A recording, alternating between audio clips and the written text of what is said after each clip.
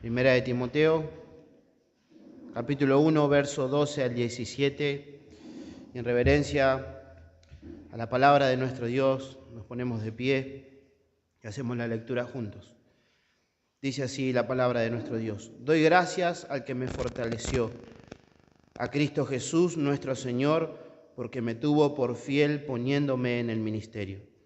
Y habiendo yo sido antes blasfemo, perseguidor e injuriador, mas fui recibido a misericordia, porque lo hice por ignorancia en incredulidad.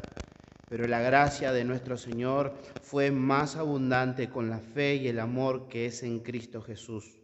Palabra fiel y digna de ser recibida por todos, que Cristo Jesús vino al mundo para salvar a los pecadores, de los cuales yo soy el primero. Pero por esto fui recibido a misericordia, para que Jesucristo mostrase en mí el primero de toda su clemencia, para ejemplo de los que habrían de creer en Él para vida eterna. Versículo 17. Por tanto, al Rey de los siglos, inmortal, invisible, al único y sabio Dios, sea el honor y la gloria por los siglos de los siglos. Amén. Oramos. Padre, nos acercamos delante de ti, rogando tu asistencia, Dios, suplicándote que me asistas a la hora de comunicar esta tu palabra poderosa, en la cual creemos y confiamos que es inerrante e infalible. Pero permíteme, Dios, poder hacerlo de una manera clara, sencilla. Abre los oídos espirituales para que puedan responder a tu voz, al cual hoy quieres llamar, Dios. Bendice la vida de aquellos que aún no te conocen y trae vida eterna en sus corazones. Padre, te lo pido en el nombre de Jesús. Amén y amén. Pueden tomar asiento, mis queridos hermanos. Antes de comenzar a pensar en nuestro texto, me gustaría que podamos ver un poco del contexto de nuestro texto, para ponernos ahí a pensar directamente lo que el apóstol Pablo está hablando. Y es precisamente que Pablo está escribiendo esta carta a su amado hijo en la fe, a un joven, a Timoteo, en el cual él había mentoreado, había discipulado, era su hijo en la fe.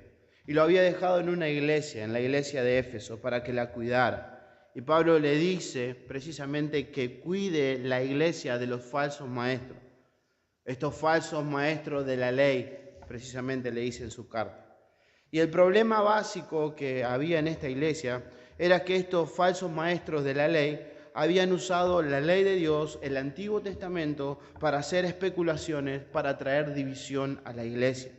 De una forma especial, ellos manipularon la palabra de Dios, manipularon la ley de Dios, el Antiguo Testamento, para que hacer pensar a las personas decentes, a las personas buenas que se consideraban buenas en ese momento, se sintieran bien con la ley de Dios, que se sintieran bien con las demandas del Antiguo Testamento. Claro, esto estamos bien nosotros, esa es la idea de lo que estaban haciendo estos falsos maestros.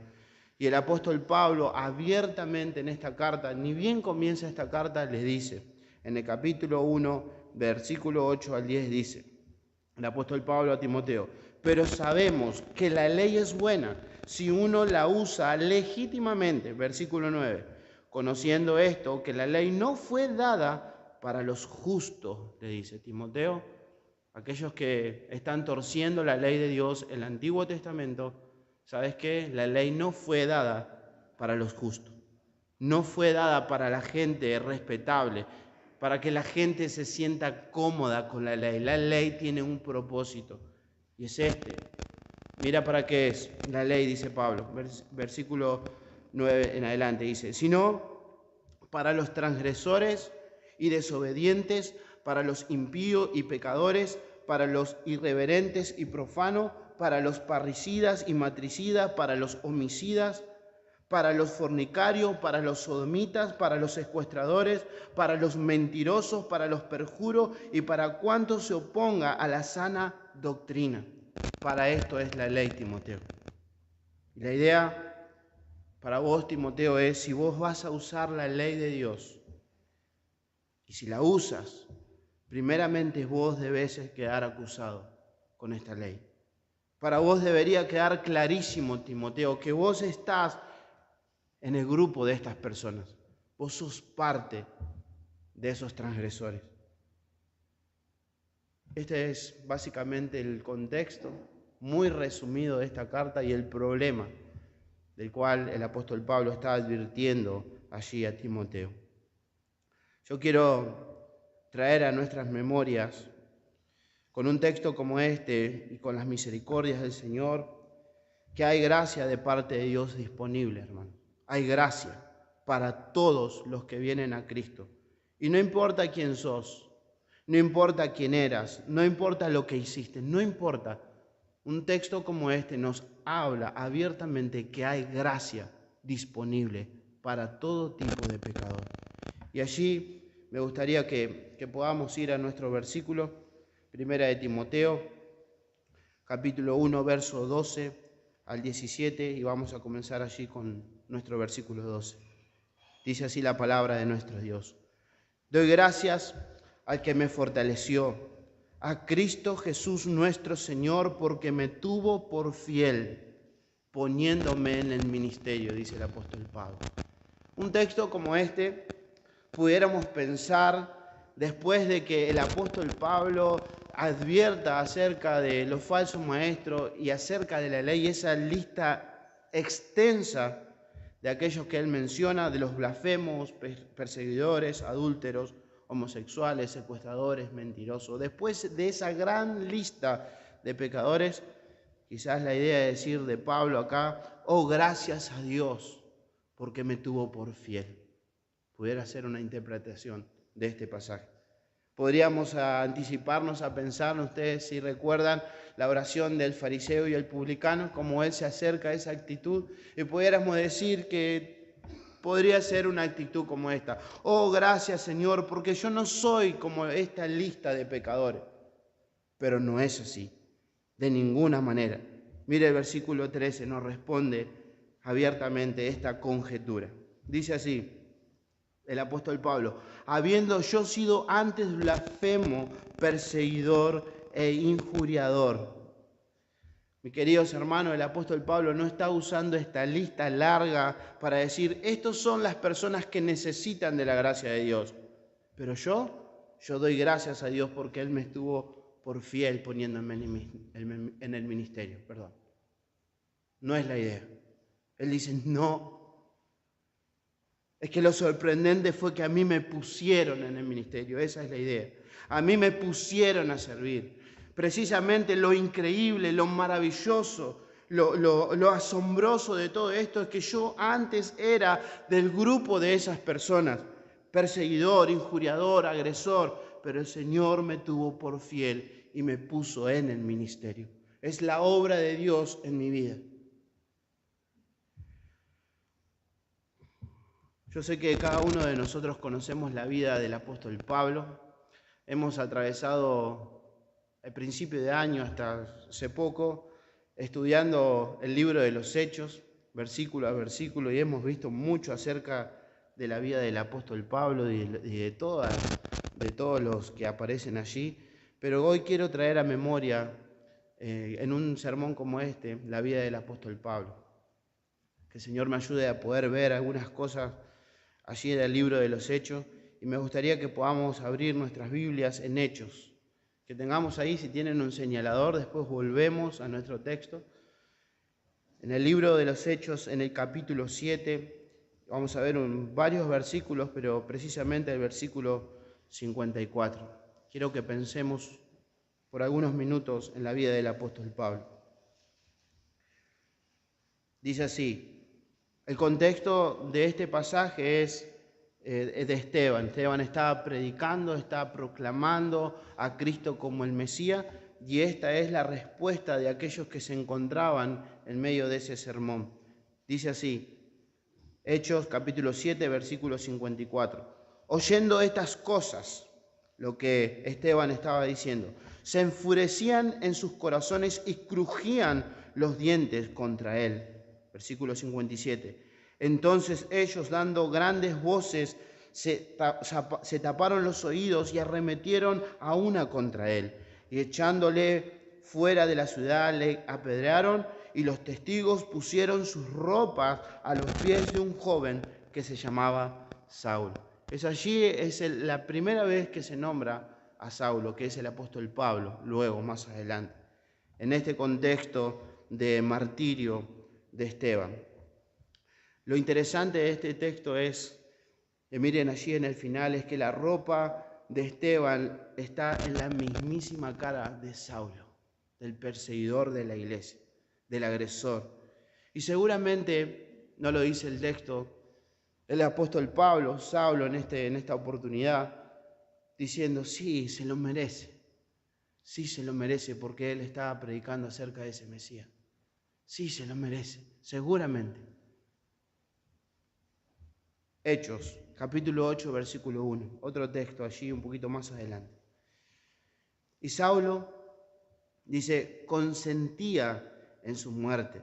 En aquel día hubo una gran persecución contra la iglesia que estaba en Jerusalén y todos fueron esparcidos por la tierra de Judea, de Samaria, salvo los apóstoles. Hombres piadosos llevaron a enterrar a Esteban e hicieron gran llanto sobre él. Esto es lo siguiente, después de haberlo apedreado. Lo interesante de esto es, o imaginémonos ahora, mientras estos hombres están llevando a su amigo al funeral, aquel que habían sido martirizado por proclamar el nombre de Cristo, había sido apedreado, lo mataron por declarar que Jesús era el Mesías prometido. En esa situación posiblemente estas personas, sus amigos, pensando, esto es lo que nos va a tocar, o esto es lo que nos toca, por declarar que Jesús es el Mesías. Y lloraban amargamente por Esteban. Pero simultáneamente, hermanos, en esta situación, simultáneamente, paralelamente, Lucas, el autor del libro de los Hechos, un poquito más adelante, en el capítulo 8, versículo 3, pone esta escena. Y es aterradora, miren. Capítulo 8, versículo 3 del libro de los Hechos. Y Saulo asolaba la iglesia y entrando casa por casa arrastraba a hombres y mujeres y los entregaba en la cárcel. Mientras se ve la escena de luto, de funeral de Esteban, al mismo tiempo estaba la escena de Saulo diciendo, seguramente, esto no es suficiente lo que estábamos haciendo. No es suficiente, esto no va a quedar así. Acá ha de haber más gente hablando de ese Jesús, hablando de ese Mesías. Vayamos a buscarlo. Esta es la escena. Y dice nuestro texto que él entraba de casa en casa. Y no pedía permiso, hermano. No es que decía, bueno, yo soy Saulo de Tarso, fariseo, vengo a buscar a aquellos que están proclamando el nombre de ese Mesías. No. Dice que entraba a las casas y seguramente tiraba las puertas y golpeaba y tomaba a hombres y mujeres. Y vemos el texto algo aterrador. Golpeaba a hombres y mujeres. Los azotaba, los obligaba y los arrastraba y los sacaba obligatoriamente de sus casas.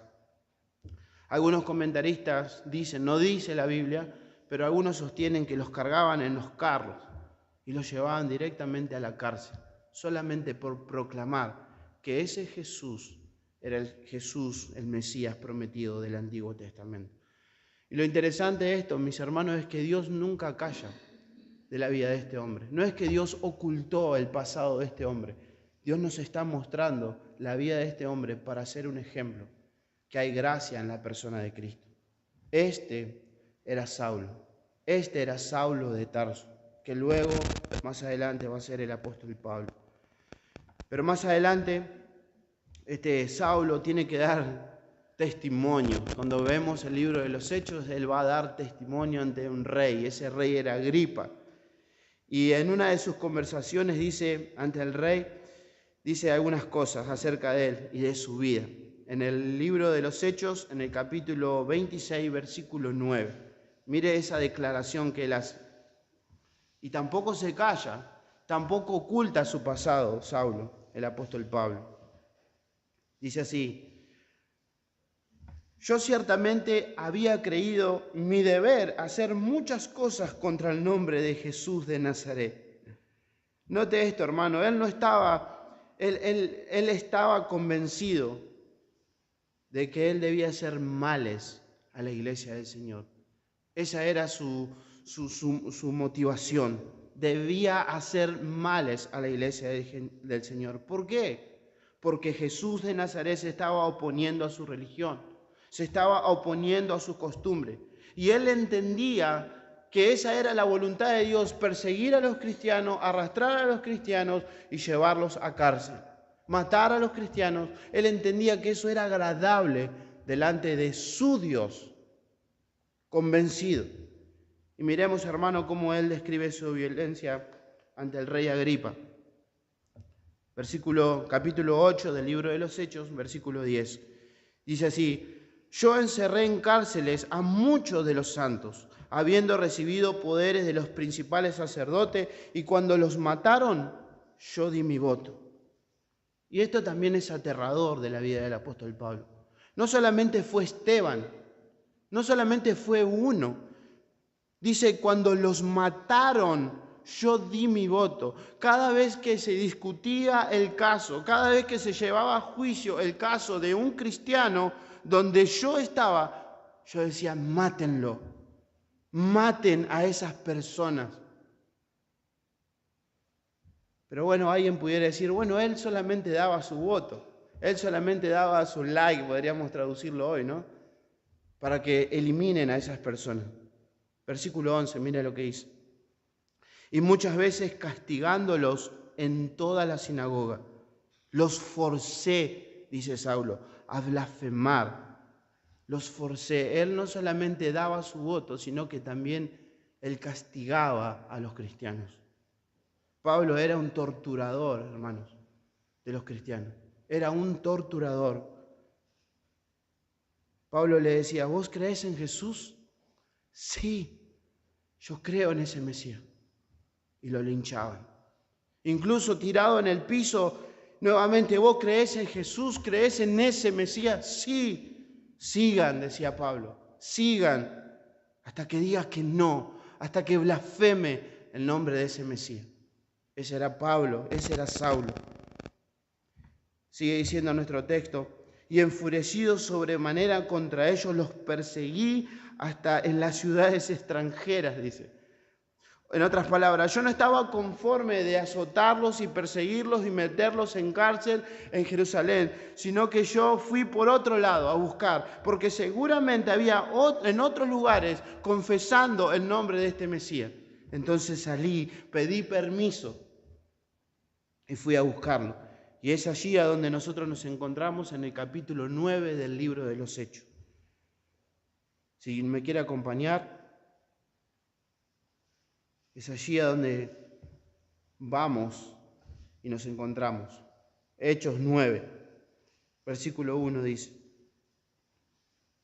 Saulo, respirando aún amenazas y muerte contra los discípulos del Señor, vino al sumo sacerdote. Allí es a donde él va a pedir permiso para buscar a aquellos que también en otro lado estaban proclamando el nombre de ese Mesías. Y esto también, hermano, cuando compartía esto en Catán y también allí en Capital, y meditaba en esta palabra, es algo aterrador también lo que estaba haciendo el apóstol Pablo en este lugar, el Saulo. Dice que él respiraba amenaza. ¿Y saben cuál es la idea de lo que está diciendo el texto? Lo que dice Lucas es cuando una persona se acaba de pelear. Cuando una persona se agarra a las trompadas, podríamos decirlo, se desahoga, desata toda su furia, lastimando y terminando todo su desahogo contra la otra persona. Y sin embargo, cuando se es separado, sin embargo, cuando esa persona todavía está enfurecida y empieza a hacer... Esa es la idea del apóstol Pablo. Pablo respiraba amenaza, enfurecido con aquellos que proclamaban el nombre de ese Mesías. No es suficiente, vayamos a buscarlo. Y va allí a camino de Damasco. Pide carta, va a Damasco. ¿Y qué pasó?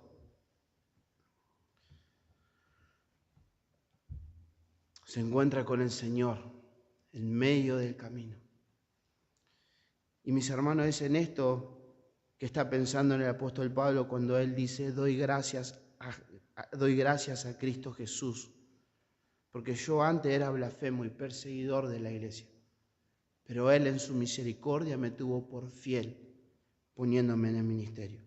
Él no oculta su pasado, Él lo muestra claramente quién era Saulo.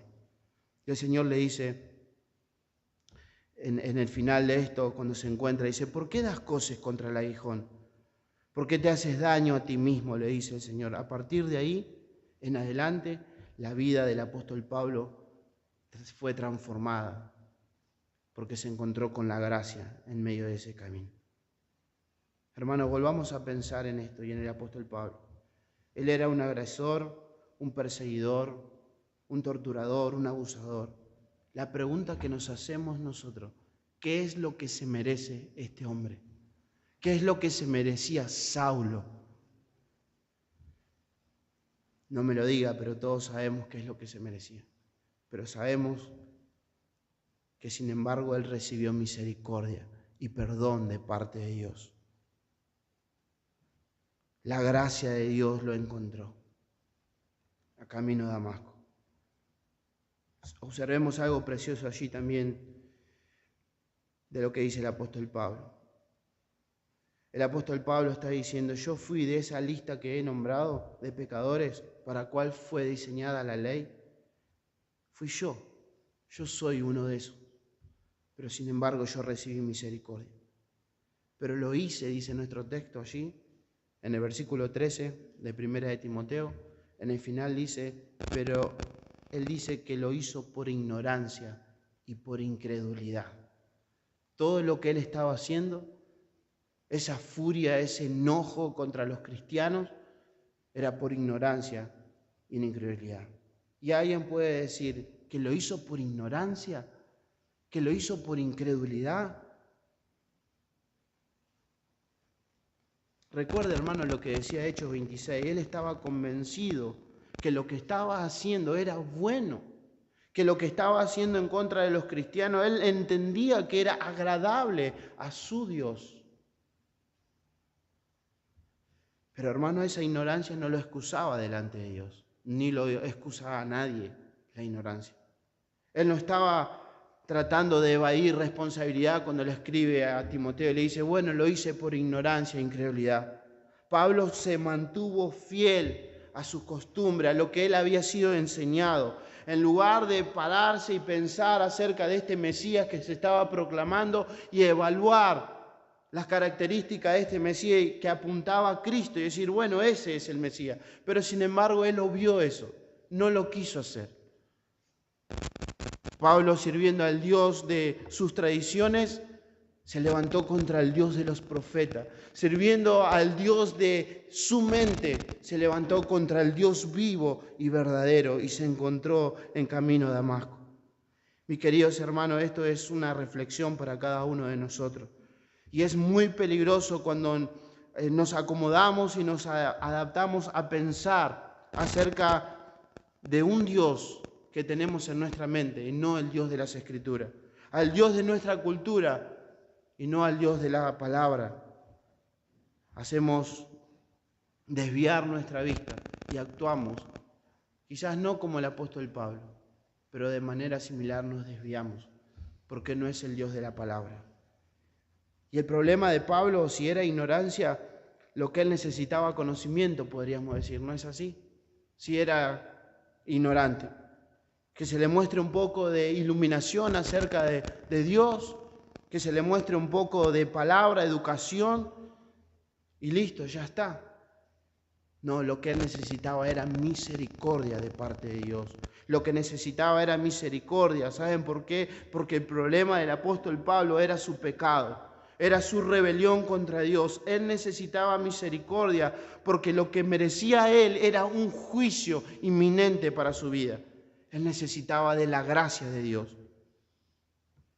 Porque saben, lo único que él había acumulado durante toda su vida antes de encontrarse con el Señor de camino a Damasco, lo único que él había acumulado era ira y castigo y condenación por toda una eternidad, sin esperanza y sin Dios. Entonces él necesitaba misericordia. Me gustaría que podamos avanzar en el versículo 14 de Primera de Timoteo, donde estamos. Dice así: pero la gracia de nuestro Señor fue más abundante con la fe y el amor que es en Cristo Jesús. Mis hermanos, ¿saben lo que significa que Jesús da gracia más abundante?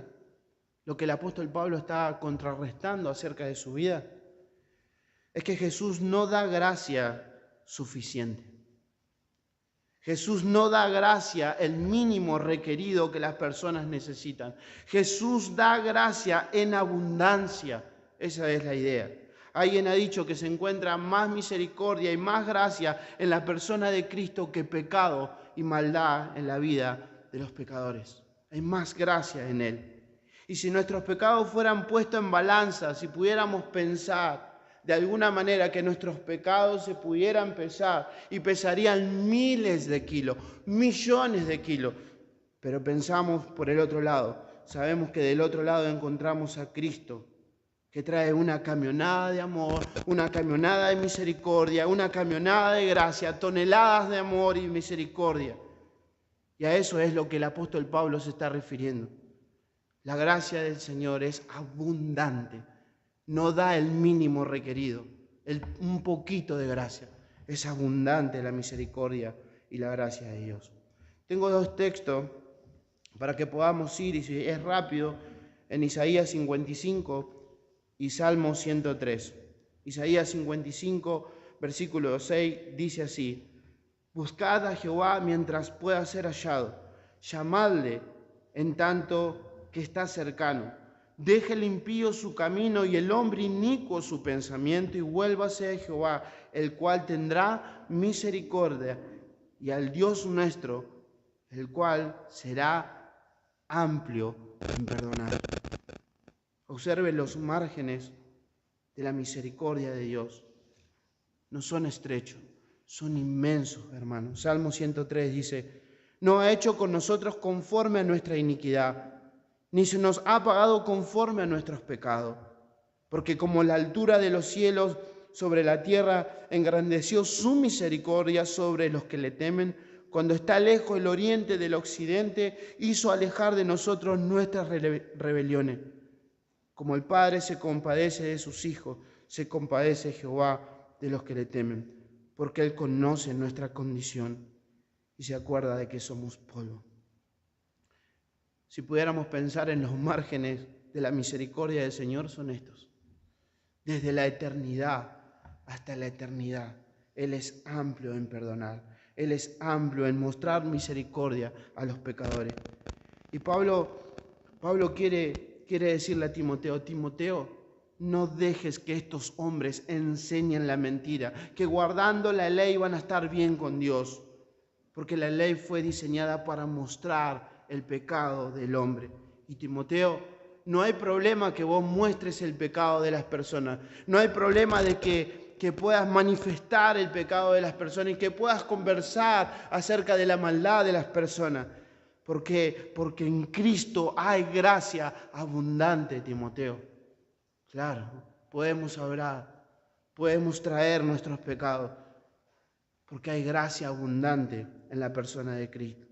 Y no solamente a mí, dice el apóstol Pablo, no solamente yo fui recibido a misericordia, no solamente Él está dando su gratitud por su experiencia con esa gracia, sino que ahora en el versículo 15 nos va a decir, leemos ahí: palabra y fiel y digna de ser recibidas por todos, que Cristo Jesús vino al mundo para salvar a los pecadores, de los cuales yo soy el primero, dice el apóstol Pablo.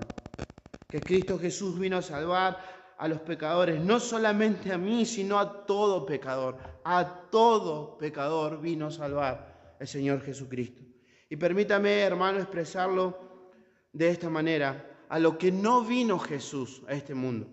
Jesús no vino a ayudar a salvar. Jesús vino a salvar. A veces nosotros podemos predicar un evangelio donde Jesús se encuentra lejos y le decimos a las personas que le diga que se acerque. Acércate un poquito, muévete un poquito, que yo te puedo alcanzar.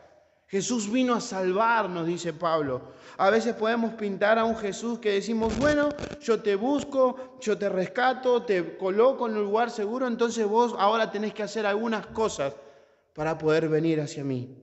No, de ninguna manera. Pablo dice que Jesús vino a salvar plenamente y completamente a los pecadores. Mis hermanos, Jesús no vino a sanar a los pecadores.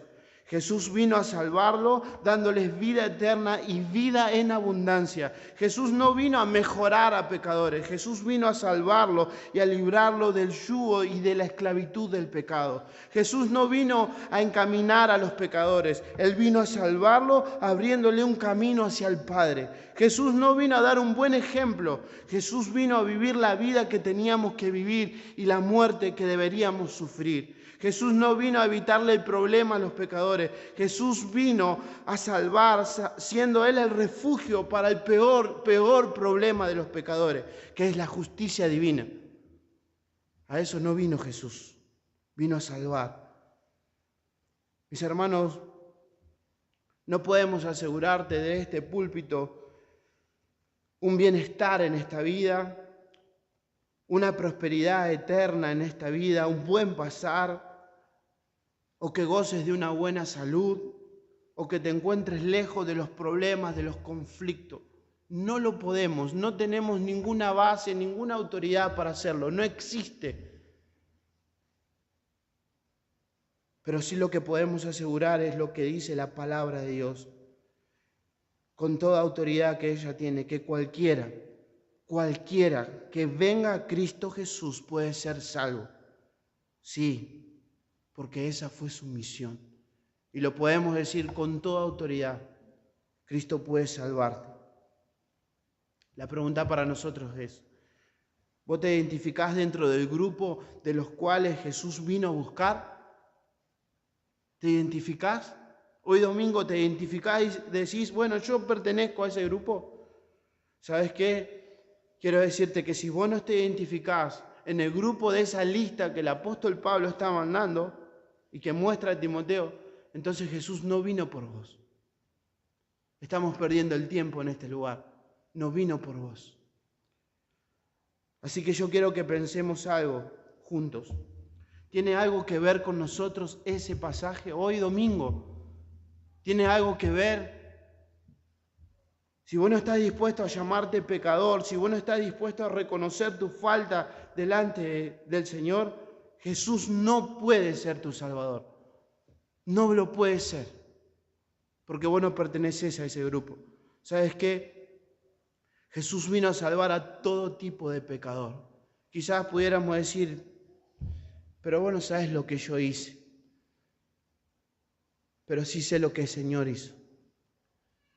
Jesús vino a salvar a todo tipo de pecador, en todo grado y en cualquier condición en la que se encuentre.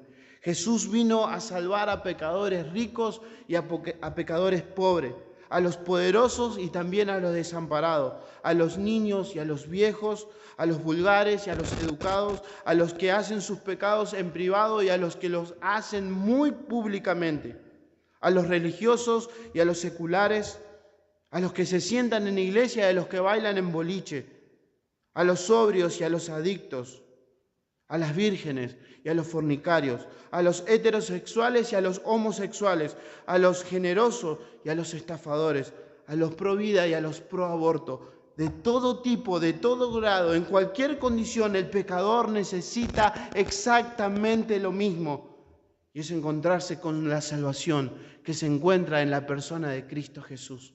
No importa la condición, todos necesitamos de lo mismo.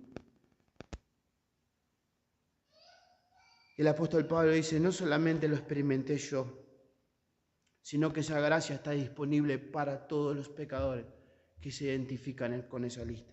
Y está disponible.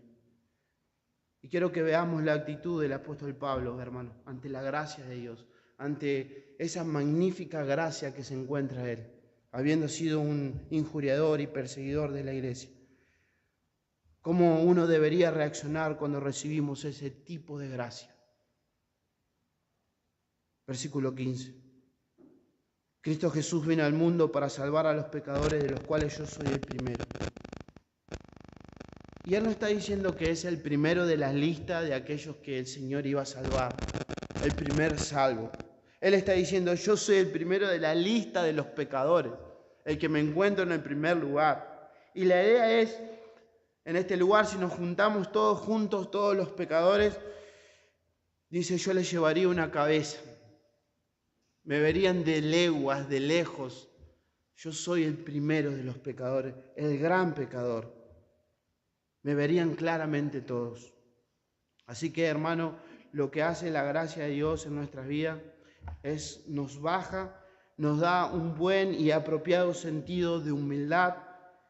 Y esa es esa sensación como la que tiene el apóstol Pablo, sensación de decir, yo soy el primero de los pecadores. Yo soy el primero. Yo soy el primero de la lista de esos pecadores. Quiero que pensemos, y ya terminando, en tres supuestos pensamientos quizás que pudiéramos llegar a tener en el día de hoy. En primer lugar, puede ser que alguno de los que estamos acá y escucha a Pablo decir, yo soy el primero de los pecadores, alguno de ustedes pudiera decir, Pablo, no estoy de acuerdo con vos. No estoy de acuerdo con el apóstol Pablo. ¿Por qué? Porque yo soy el primero de los pecadores, no el apóstol Pablo. Y es verdad, Pablo, vos te pasaste lo que hiciste, perseguiste a la iglesia, mataste seguramente, no lo dice las Escrituras, pero es muy cerquita lo que estuvo ahí. Persiguió a la iglesia, arrastraba a hombres y mujeres. Pero después de ahí, después de encontrarse con el Señor, en adelante la vida del apóstol Pablo fue buena. Vos no conocés mi vida, Pablo. Vos no conocés mi pasado. Vos no conocés mis vergüenzas, mis pensamientos, con lo que tengo que lidiar todos los días. Vos no conocés quizás crímenes que hice, cosas que he ocultado por años. Mi amigo, este no es un sermón para que decir, bueno, el apóstol Pablo es el primero o yo soy el segundo. Este sermón no es para argumentar en cuanto a eso. Pero ¿sabes cuál es la solución? No importa en la situación en la que te encuentres. Cristo Jesús vino al mundo para salvar a los pecadores. Esa es la esperanza y la buena noticia del Evangelio. Segundo pensamiento, supuesto pensamiento. Otro de los que estamos acá pudiera decir, ok, Pablo, es verdad, tu pasado era mucho peor que el mío, tu pasado fue terriblemente peor que el mío, yo no tengo la reputación de Pablo, pero mi vida actual, cuando yo comparo mi vida con tu vida, después de haber sido salvo, de haberme encontrado con Cristo, yo veo en vos, Pablo, consistencia, fidelidad, amor a la iglesia, entrega, servicio. Eso es lo que veo en vos, Pablo. Pero yo veo en mi vida inconstancia, incoherencia, hipocresía, apatía por tu iglesia. Hay pecados que yo todavía no logro matar en mi vida. Y mi amor al Señor sube y baja constantemente. Pablo, yo no sé si vos sos el primero de todos los pecadores o el peor de los pecadores, pero yo soy el peor pecador después de haber sido salvo. La respuesta del Evangelio es que Cristo Jesús vino a salvar a los pecadores.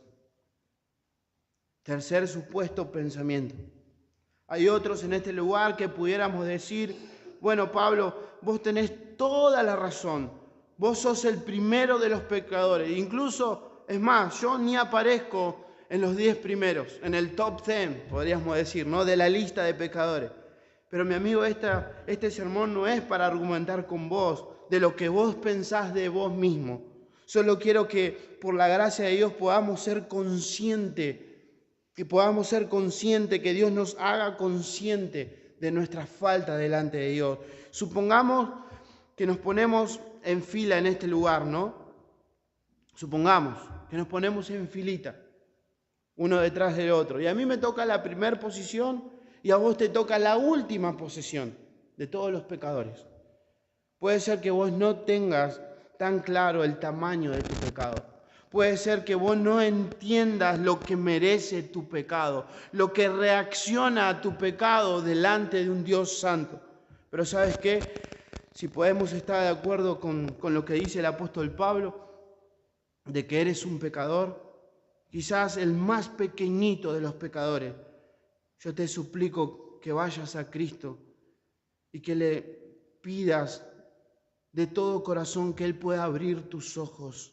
Y que mientras el Señor te enseña el tamaño de tu pecado y de la inmundicia que genera delante de Dios nuestro pecado, aunque sea muy pequeñito, en medio de esa oración, que el Señor te salve, que puedas ver la gravedad de tu pecado. Finalmente, la respuesta que el apóstol hace en el versículo 16 y 17 es tremenda. Dice así: pero por eso fui recibido a misericordia, para que Jesucristo mostrase en mí el primero de toda su clemencia, para ejemplo de los que habían de creer en Él, para vida eterna. Pablo dice: yo soy el ejemplo de todos los pecadores, yo soy el ejemplo porque soy el peor. Así se considera Pablo, como el peor, no solamente de eso, sino del mundo, la actualidad. Yo soy el peor, yo perseguía a la iglesia sobremanera, soy el peor.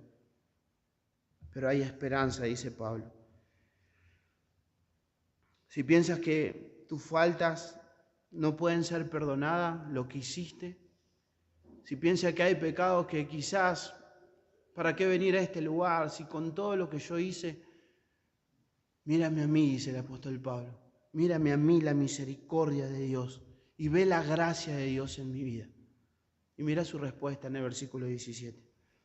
Ante esa gracia dice: por tanto, al Rey de los siglos, al inmortal, invisible, al único y sabio Dios, sea el honor y la gloria por los siglos de los siglos. Amén. Esa es la respuesta a la misericordia de Dios en la vida de este hombre. Terminando, como todo predicador dice terminando y no termina más, ¿no? Para los que hemos gustado de la gracia del Señor, de esa gracia divina, de las misericordias, esto es un recordatorio de lo mucho que el Señor nos ha perdonado, hermanos. De lo mucho que el Señor ha tenido misericordia de cada uno de nosotros. Y en consecuencia de eso, esta verdad debe llevarnos a servirle más. Esta verdad debe llevarnos a estar más apasionados por nuestro Salvador. Y debe verse en nuestras vidas. Debe haber evidencias de que hemos sido perdonados.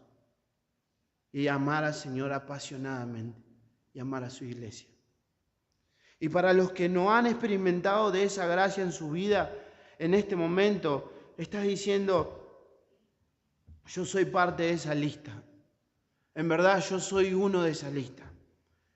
La buena noticia es que Cristo Jesús se deleita en perdonar. Nuestro Cristo, nuestro Salvador, no solamente da un poquito de gracia, Él derrama de su gracia abundante. Y si te vas de este lugar, que te puedas ir con Cristo en tu corazón, que puedas considerar tu vida, que puedas considerar tu pecado y que puedas correr a Cristo donde estás. Señor te bendiga. Padre amado, te damos tantas gracias por volver a pensar en la persona de Cristo.